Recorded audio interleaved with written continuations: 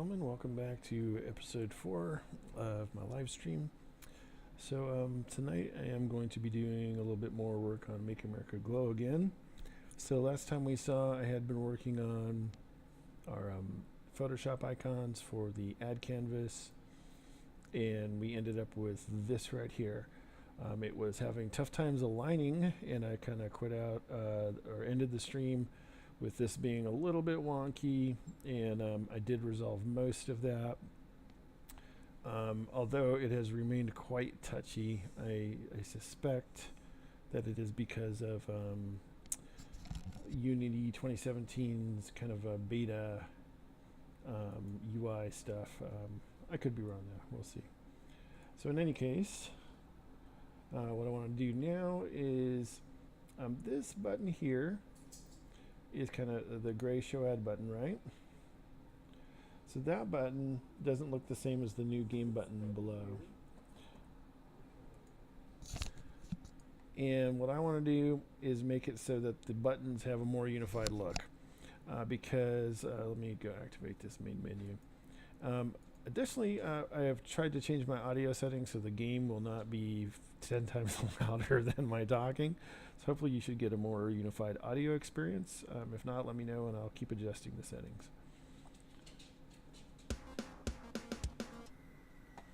Alright, so I'm going to play a quick round here.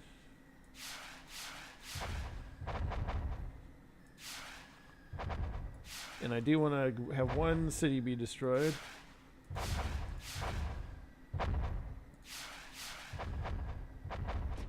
Alright, so here you go. So this is the challenge today, is replace city as black and red and next stage is black and red. But the buttons are different, and when I did some blind testing with some friends at work and stuff, they're like, yeah, I'm a smart guy and I get it, this thing on the left is a button, but not everybody's going to think that. And I was kind of wondering like why this is like this. Why don't you just make all buttons look the same? And I'm like, okay, valid point. Why don't I do that? So I guess really the question for me is like, do I want the look on the right? Do I want the look on the left, or something a little bit different? Let me go back. So the main menu has this same round button. I don't feel like it has to have this exact style. But on that other screen, they should certainly match. And then again, like on this screen here, I think that this button, the show ad button, should also match whatever button style that I think works. So again, tonight is going to be another kind of Photoshop session here. Hold on, my dog wants to be covered in his blankie. Go puppy. Alright, so similar to last time, Photoshop, we've got these layers and can turn stuff off and on, and I am going to just make a new layer by dragging it down here. Place it on top, that way I don't lose anything. And I think the first thing I'm going to try is make a button that is more similar to this nuke button up here, in that it's got a red background with a black border, because I think that's kind of the style I've established on the main screen. And even if it's a rectangular button, if the styling is similar, I think that's just going to work out a little bit better for me. So I don't know if you caught my last episode, but I'll just kind of briefly go over some of this. I talked about it more in length last time, but in Photoshop there's these cool things called styles. You can Google Photoshop styles and just download a whole bunch of them, and I have downloaded several different styles. And so as you press them here, you see that just automatically applies these really cool effects. So you do not need to be a graphics designer genius to make some pretty slick looking graphics. So that's pretty close there. I'm going to go with that. And then I'm going to do a little trick here. So I clone the layer again, control click. I'm going to do select, I'm going to do modify and contract. And then here I just have to kind of pick what I think is going to be, number lock is not on. I'm going to go 12 pixels. And yep, that's about right. Then I'm going to do control X for cut. And then if you notice, you can see a little bit of a weird rim, but now what I'm going to do is apply a layer effect to that other box, and let me make that just a little bit bigger so it's, oops, kind of covering that under thing better. Almost. The bottom edge needs covering more. And I don't know about you, but I think that looks pretty darn slick. And the styling is very similar to the other, but it is rectangular. And the reason I'm going for rectangular in this instance is, let's go back to Unity here, is in this case, the round text works pretty well, right? In that it fits the boundaries okay, but when we start having, see, like new game, I guess that fits okay too, but you know, I just had to play with it more. A rectangular area is more normalized for fonts, you know, like a written page, right? So it just feels like it's going to be easier to create the UI element to make the things fit inside that rectangle. So I'm just doing that because it's easier on me. I know circles often kind of look neater. So I guess the only thing remaining here is this under red layer. Again, I like that pretty darn well, but if you notice the one above seems a little flatter in its color, and the one below is a little bit more, it's got this kind of like a little bit saturation that gets into kind of a rosy instead of a blood red, if that kind of makes any sense. So let me just grab a couple of different ones that are reddish here. Like this one, like, no thank you. And that one, too much. So that's flatter, which, you know, do we want this looking flat? I don't know. That's way too mauve, or whatever that color was. Now this, to me, matches the style of that much closer. And then you can always do this. I'm going to double click on this layer, and notice it actually does not have a bevel and emboss, so I'm going to apply one. And what's going on here? Here we go. Ooh, that's too much. And then let's lower this a little bit. And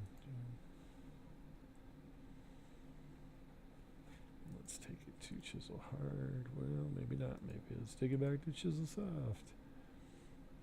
And see, this one has a really whitish tone, and this has got like a pinkish tone. I guess either one could work, but I would kind of rather go for that whitish tone.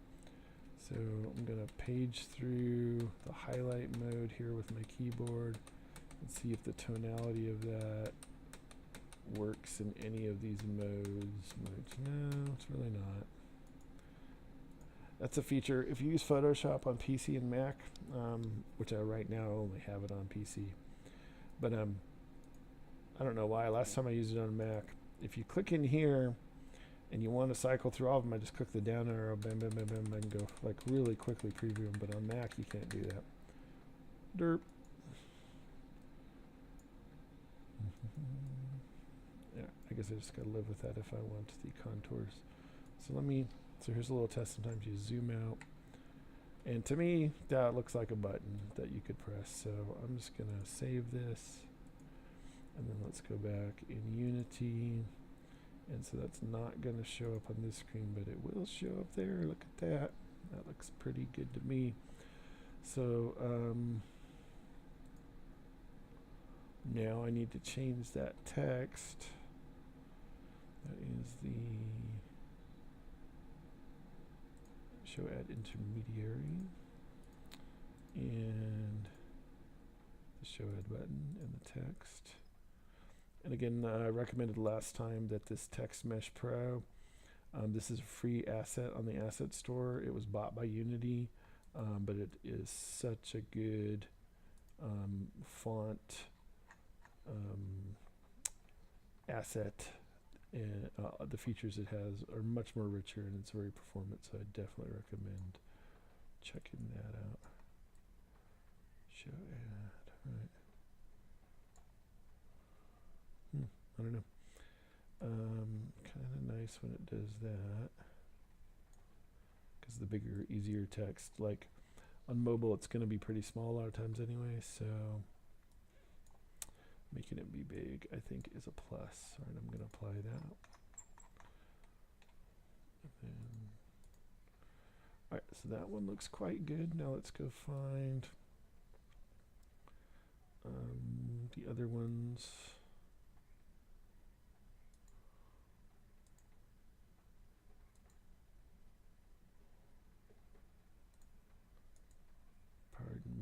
dig around. So it's the score panel. Wait.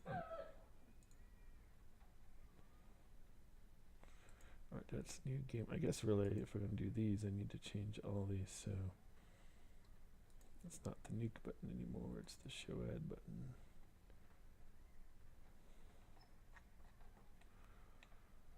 Okay.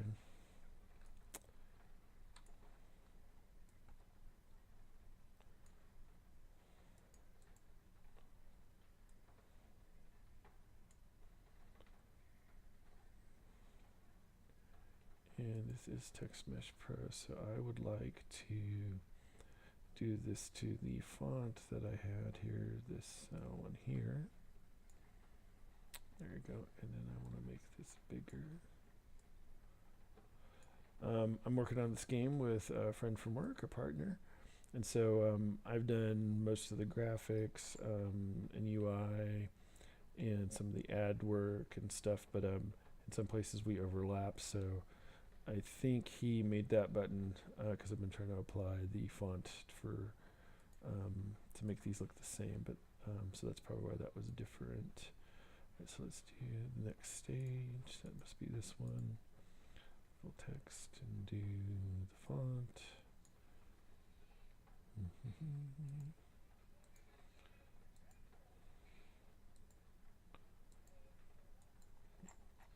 What am I missing here?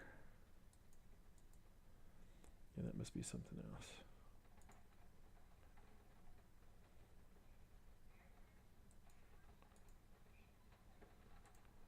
Game over panel, that should be fine. Show ad intermediary. Let me blank this out for now. Alright, that's this one, good. Here we go.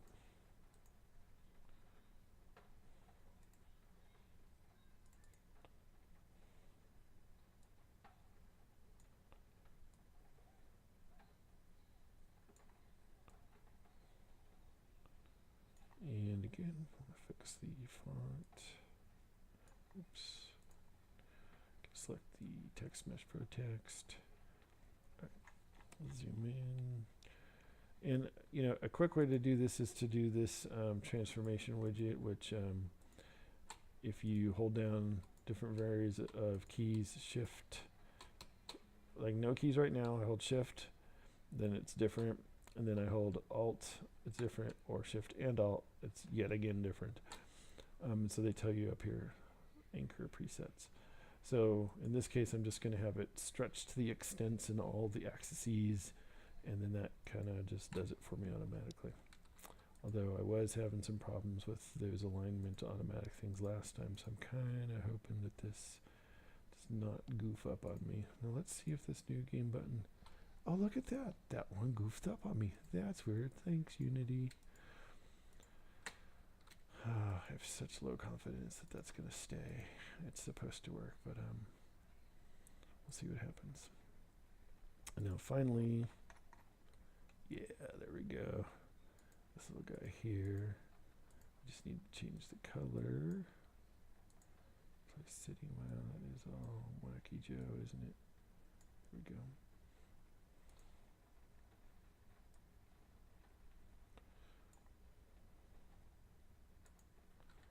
And stretch it out. Good. Yeah, all these things were working quite well when it came to Unity 5, because I still have a project in Unity 5 that I don't want to upgrade right now, and it's just fine. 2017 has a lot of little quirky things like this, so hopefully they will correct those over time.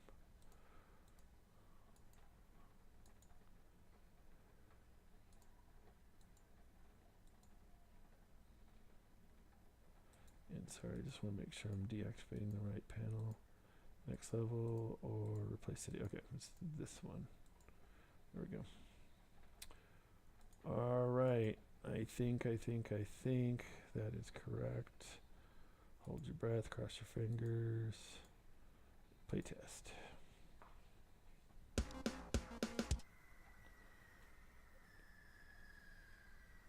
Apparently I have left a summary panel open when I shouldn't. Yeah, this one right here. Let's fix that. Okay, playtest again.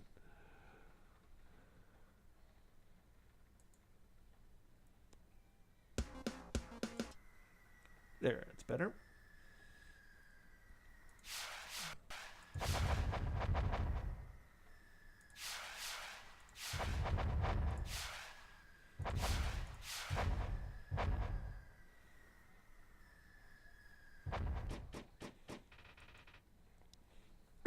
Pardon me.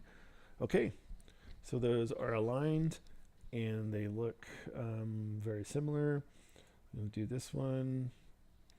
And there, the little X one is messed up again. Oh my gosh, I fixed that so many times. Thanks, Unity. So I'm going to fix that again. But now I think, to me anyways, I think the buttons all look very consistent. And there shouldn't be any question about, oh, hey, like, is this really a button over here? Because it's not styled the same. So consistency, yay. All right, let's go see if I can fix that. Main menu. All right, here we go. This panel. And this is the little X button. So I've tried all the different kind of anchor types here, and it'll temporarily work. Sometimes when I get it to stick, I like hit apply and then try not to touch it and hope it won't break before I get the build out. This is so frustrating. Okay. Welcome to game dev. Everything's constantly breaking and you have to test it over and over and over again. But that's what your game deserves, right? To make it as good as it can be. All right, testing.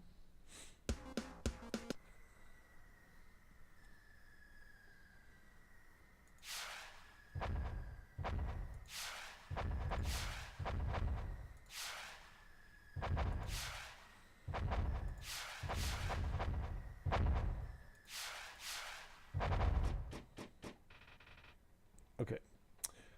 And by the way, all these quotes, these are really Trump's quotes. So, so legit.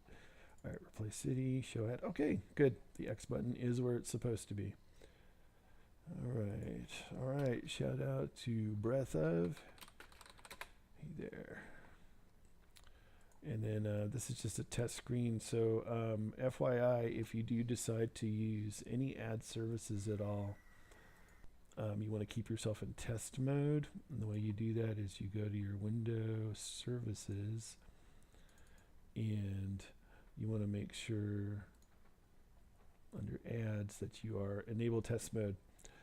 Because if you don't, and Unity catches you using your own device, serving up real ads, they'll think that you're trying to scam them and collect ad revenue, because like people used to go set up like little bots and they would watch the ads over and over again to make themselves revenue instead of customers actually doing it. So you do want to be in test mode for any ads while you're developing. And then eventually on the Unity panel, you can set yourself your test device there, so that won't be a problem. All right, so that was the main objective I have for tonight. What I did want to do real quick is go over some 3D modeling ideas for low poly modeling, because I would like to do a tutorial on a small game project, kind of start to finish. And let me sign into Steam here. And 3D modeling is kind of a complex topic. I don't think I'm going to be able to teach everything on 3D modeling, but I can do some primers and give you ideas. Get my code here.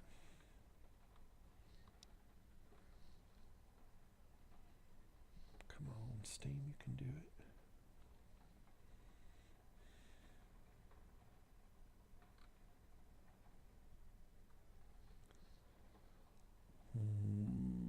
The authenticator is taking forever. Let's go.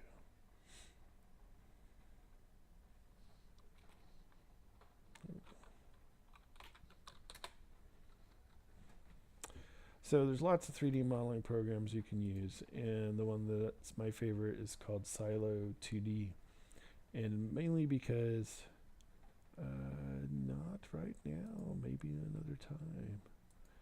Bad timing, Steam. All right. So software. This Silo 2. This guy is a very simple modeling program. And certainly there are better ones out there like 3D Max and Maya, Soft Image, etc. But and Blender. Never forget Blender. Blender is very functional and a good modeling program. But what's nice about this is it's terribly simple. And if you are an independent developer and you're trying to learn 3D modeling, let's just bring up Blender for comparison. Here we go, Blender. Blender is very functional. It's fantastic, but the interface on Blender changes for every screen you're on. So the key mapping for this screen, if we swap to a 3D full view, is going to be different keys on this screen, and we go to the animation screen, it's going to be even further different. And then while extremely powerful in Blender, if I start dragging out additional screens like this, I can get kind of lost in screen hell. And you can correct it, but it can be a little confusing and intimidating, and I figured a lot of it out. But my whole point about Blender that I'm making at the moment is the learning curve can be steeper because of the interface. So that's why when I'm showing fundamentals, I'd rather do something here in a very straightforward program. You notice there's just not as many views. It does have different viewports available. So in this program, it has all the basics of 3D modeling. You can create primitive objects, and with those you can select vertices, which is the tiny little dots. You can select edges and move things around. That's my son laughing in the background. And you can select faces to move those around, right? And so then if you want to work on things, you can cut them, break them, extrude them, and such. And there's hotkeys for those as well. You can do scaling, etc. So one thing I would like to do is set up a game tutorial where I'm going to use this 3D modeling project, set up a basic game in Unity, and make a really simple game. So what I'm looking for is some feedback about what kind of game idea might be a good simple game to go through like that. So maybe something a little bit more complex than like Pong, but nothing complex as like an RPG or a multiplayer or anything like that. And then we'll go through, in this has really nice texturing tools. So we can go through doing the UV mapping. If you see here, it's the UV layout up in this window up here. And it has some cool tools for UVs that I like, particularly this LSCM unwrapping mode. If you lack UV skills, this can be very easy and valuable for you. Breath of, I've been doing game dev since about 1997. So that's like 21 years roughly. So yep, tonight I'm not going to create those characters right now, but I do want to broach that subject because it'll be coming up in a stream very soon here. I will also post a Reddit thread for suggestions on the /r/gamedev subreddit. And then that's about it for tonight. Any questions, Breath of, before I wrap up here?